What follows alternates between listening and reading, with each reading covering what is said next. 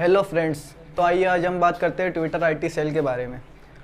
तो बात है 13 फरवरी 2019 की। अचानक से कन्याकुमारी के यूनियन मिनिस्टर और member of parliament Pon Radhakrishnan का एक ट्वीट आता है जो अपनी पार्टी की रणनीतियों के अगेंस्ट होता है।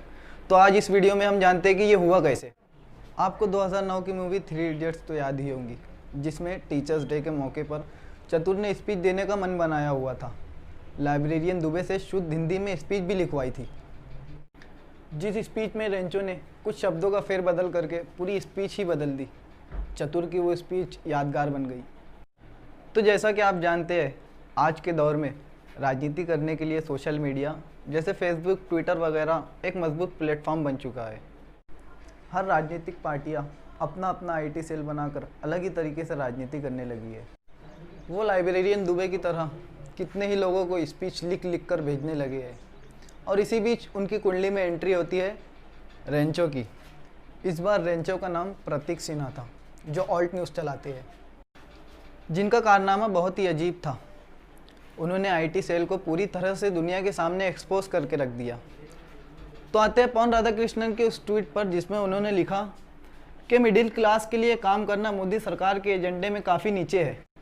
एक और ट्वीट में उन्होंने लिखा कि देश में लोग स्वाभिमान के बिना जी रहे हैं। ट्वीट्स के स्क्रीनशॉट चल पड़े, ऐसा लगने लगा मंत्री जी बागी हो गए।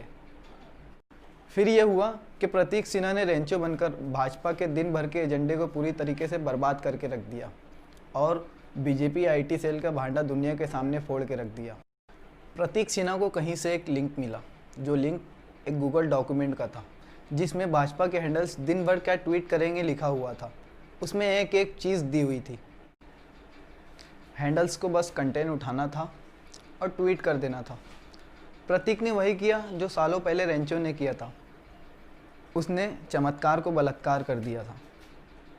यहाँ प्रतीक ने आज़ाद को गुलाम कर दिया, विद को विदाउट कर दिया, हाई को लो कर दिया।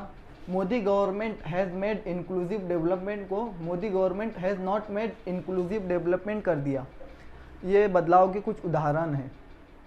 प्रतीक ने कई और चीज़ें भी बदली।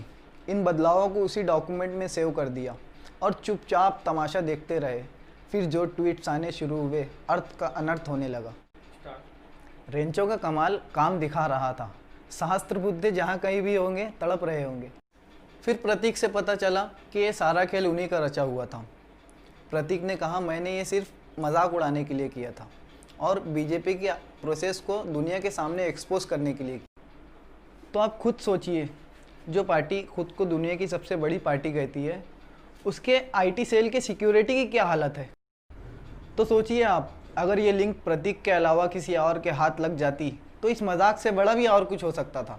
मसलन अगर कोई यूनियन मिनिस्टर भी किसी और के लिखे कंटेंट को उठाकर बस ट्वीट कर रहा है, तो कुछ भी अनाप शनाप लिखकर इंडिया और किसी बाहरी देश के बीच में टेंशन भी पैदा की जा सकती है।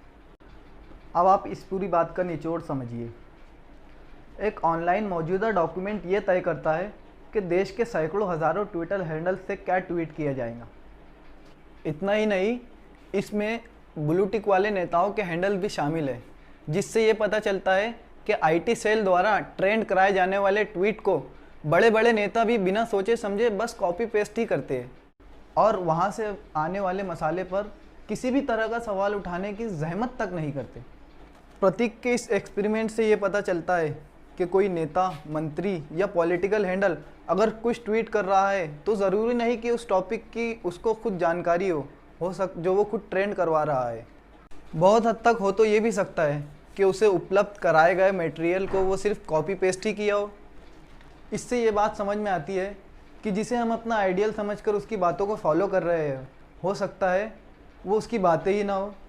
वो कोई भी हो सकता है, कोई नेता या सेलिब्रिटी या और कोई। अगर आपको ये वीडियो पसंद आई है तो इसे लाइक कीजिए, शेयर कीजिए।